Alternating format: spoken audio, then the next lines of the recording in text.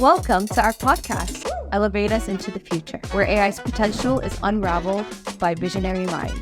Join us as industry titans and visionary pioneers unlock the vaults of their minds, sharing honest advice, invaluable insights, and incredible success stories. This is not your average podcast. This is your go-to source for all the related updates on recruitment, AI technology, and the future of work. Elevate into the new era of technology. Elevate with us to the future.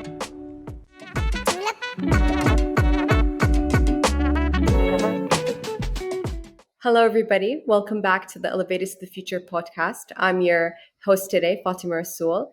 Today, we're going to be talking about the importance of employer branding in recruitment, and we have a very special guest, Marwan Juma. He's the founder of Kinz, Jordan's premier business tool, and the first company specialized in corporate data provision and mining. So without further ado, hello, Marwan. Team, hi. Good to be with you, and thanks for the opportunity. Real pleasure. Thank you so much for joining us today, Marwan. I would love to kick this off by asking you, what inspired you to start Kinz, and what are some of the challenges that you faced? Why I built Kinz? I think just being, by nature, being entrepreneurial, I look at challenges and problems, and I think of how we can solve them. So it happened by coincidence when I was running one of the telcos in Jordan, and I asked my people, "Where's the data on Jordan's corporate sector?" I would get blank stares. And I say, I need to know where we know our clients. Where's the rest of the market? How do we get data? And the response was, typically we try to find CDs and different data sources. Back then we used to use CDs. That's back in 15 years ago. Or we go to the government and pick up their data, which was always outdated, antiquated, and not updated. I said, how can a country not have corporate data? How do people operate? I said, if data's not there, let me build it, which was kind of ridiculously crazy. I mean, just to go out there and try to rebuild all of the country's corporate data. I mean, Wow. back then people didn't use maps. Street addresses were all wrong. The classification was all over the place. You would get data from the government, for example, from the Ministry of Industry and Trade, and you would get out of 1,000 records, only 100 would have telephone numbers. So how do I even contact companies? How do I even start? No email addresses, nothing. So I went on that journey saying, eventually, when we have data, it will be valuable. I had this vision that you can do a lot with data once you have it. And when we started putting data together, and we went on this journey of collecting and verifying and updating data, and the people who were working with me said, "Wow," in Arabic, "Wow, Heidi Kinz," meaning, "Wow, it's a treasure." When you look at data, they said, "Heidi Kinz, it's a treasure." So we said, then call it Kinz, because at the end of the day, knowledge and data is 21st century oil. What you can do with data is infinite. And the way I built it basically was crazy. I was still running that telco, but after hours at 8 o'clock in the evening, with a couple of other colleagues, we start looking at data out there. How do we clean it? How do we classify it? How do we adjust it? How do we fix it till midnight, 1 a.m. for like 4 or 5 months? Then a funny story happened. I left Kinz at that point, and I joined the government as Minister of the IT and Telecom. So I left my startup at a very early stage, at the most critical stage, then had to come back a year and a half later and basically reinvent everything. So once again, and so it was quite expensive to build. a lot of lessons learned, but so far it's been a great journey, transformational. Because what happened to me personally when I joined Kinz and I left the government, and I was a partner in another company called Dojo. It's a small firm, but I had to make ends meet myself. So what do I do? So basically, I went back from being a minister and a policymaker to a salesperson. I would pick up my laptop and go make demos for my friends and colleagues, collect checks, and I went back to my roots, enjoying what I do. And some people would tell me, why would you, how can you do that? And I said, that's what I actually enjoy doing. So there's no problem going back to your roots and being a salesperson. That's what CEOs do at the end of the day. CEOs, what they do is they sell and promote their companies. 100%. Wow, Marwan, that is so inspiring. Just hearing you say all of that and how you found a gap and you just took the risk and you did all of that. That must have took a lot of research, right? Like a lot of time. How long did that take you to initiate? It took us 2 years to build Kinz. And imagine 2 years of spending with no revenue, which was ridiculous. But I believed eventually, somehow, this money, I would find a way. And it worked out, but it was very expensive. Even to the point, how do I contact people and ask for their data?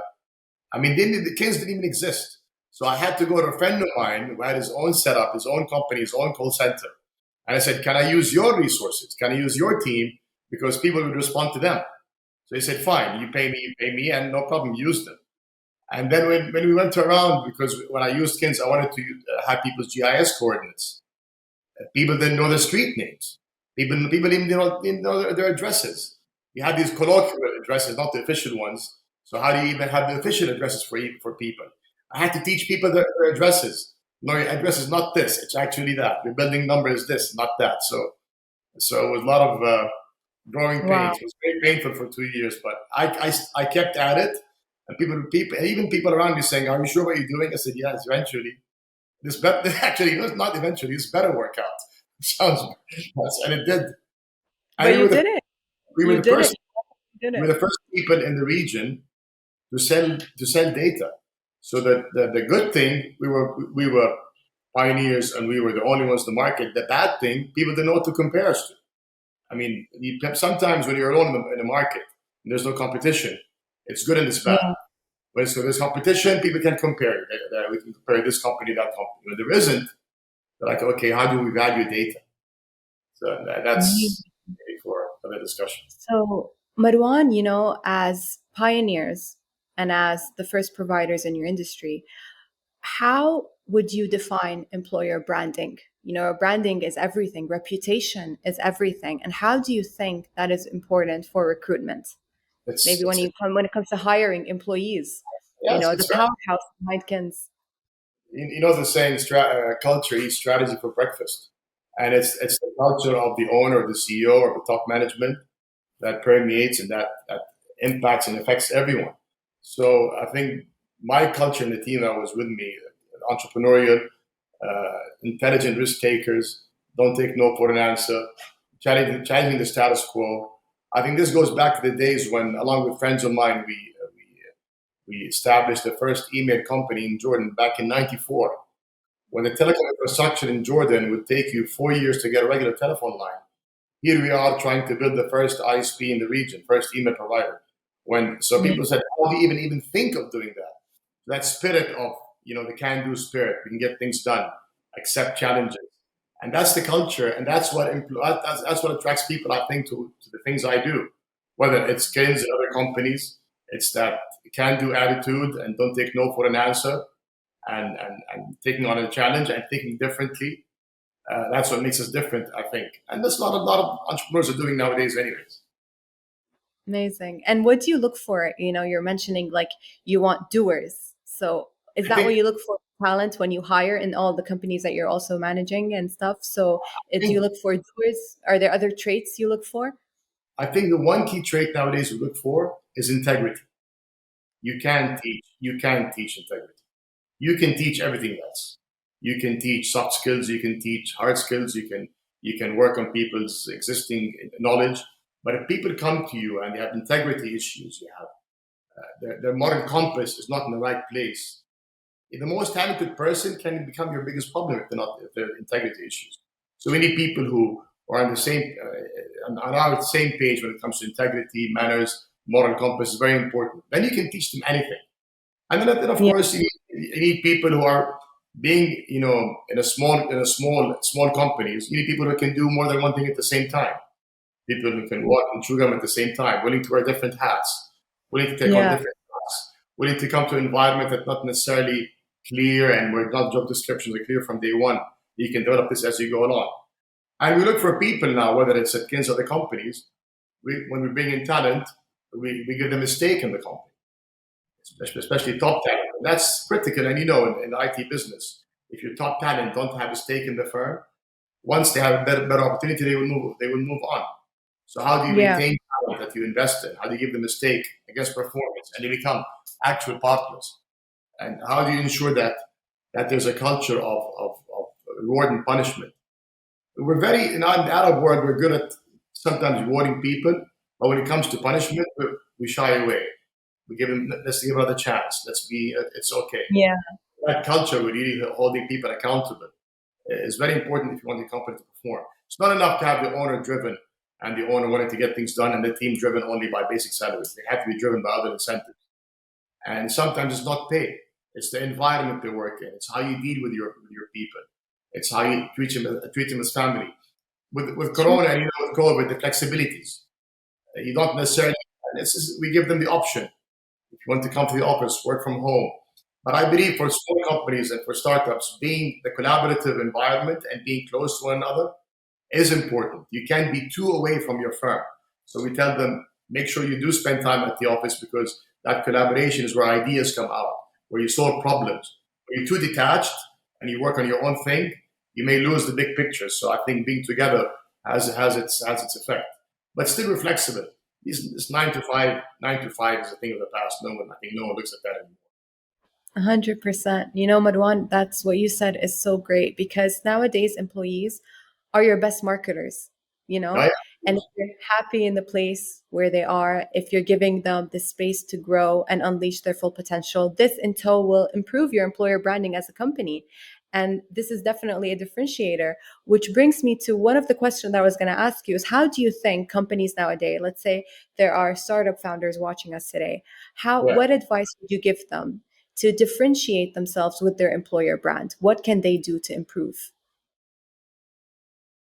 I think what I mentioned at the outset and how do you ensure that you're really rewarding performance and how do you ensure that you're able to retain talent and how do you ensure that key people are believe in your vision. It's very important that you're aligned in terms of what your company is all about in terms of your values. If your people are not on board in terms of your vision and values, you will end up with people who will lose interest with time. So you have to have people believe in what you do and they have the same passion and that they're doers. If you bring people on board who are not passionate, don't enjoy work, they will end up quitting because I can give you, in our part of the world, 100 reasons a day why you would quit your job or why myself I would quit my own venture. It's a very difficult environment.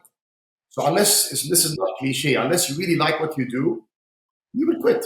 You find something easier. So you have to really be as passionate, equally passionate, and you have to be good at what you do. We select talent. We really look for we look at talent, intelligent people who are also willing to learn as well.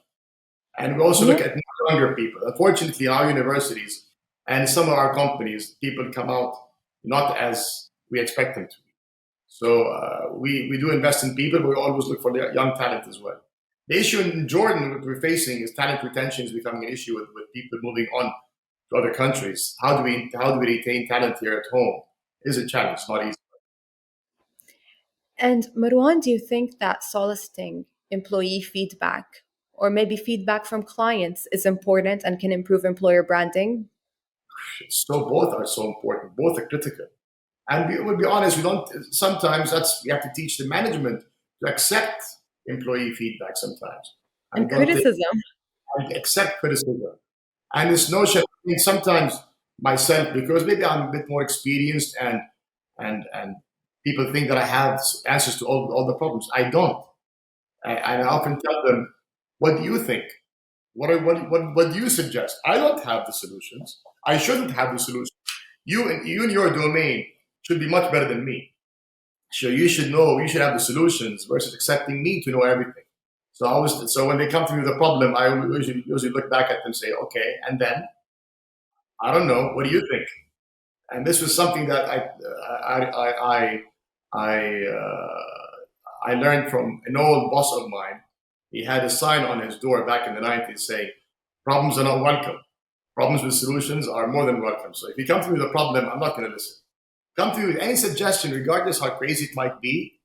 It's fine. And that's the point that engaging people in coming up with ideas and solutions for problems should not be restricted to top management.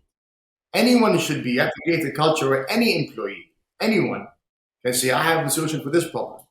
And how do you create that culture? And how do you reward that culture? That anyone that thinks of a solution can be rewarded and can grow in the company. So we shouldn't expect only top management to know it all. It's never the case. So each manager has to instill that culture that people below them they should have the solutions. They should have the suggestions, and then you filter out and see what works and what doesn't work. And I And now think, back to client feedback. I mean, that's a given nowadays.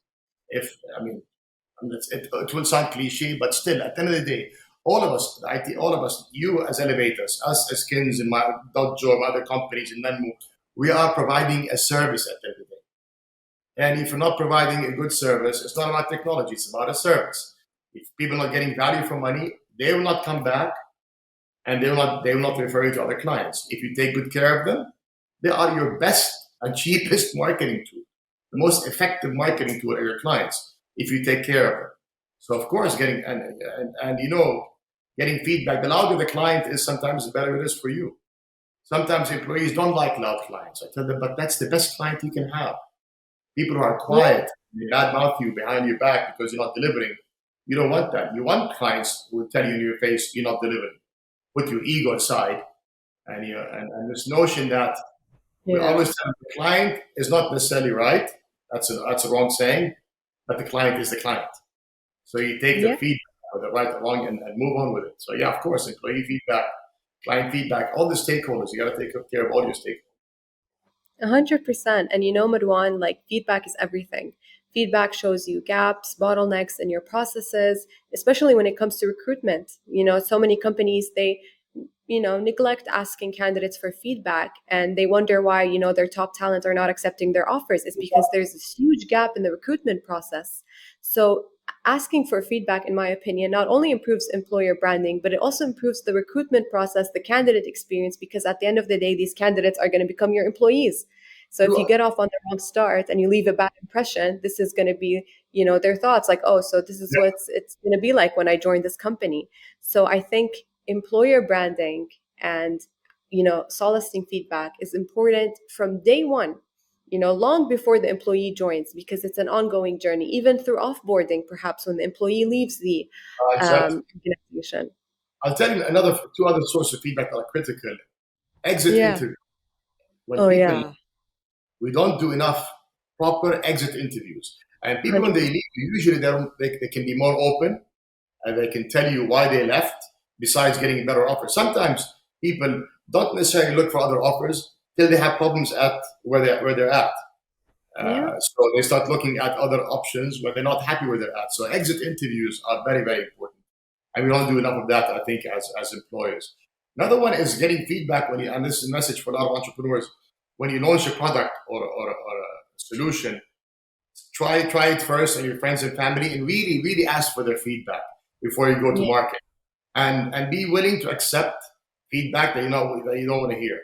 Sometimes when we develop a product, we believe that 100% that's how it should be. But if the market tells you otherwise, and your friends and people close to you tell you otherwise, give you feedback, listen. Don't be too stubborn. Say I'm doing it my way or the highway. So Yeah. definitely.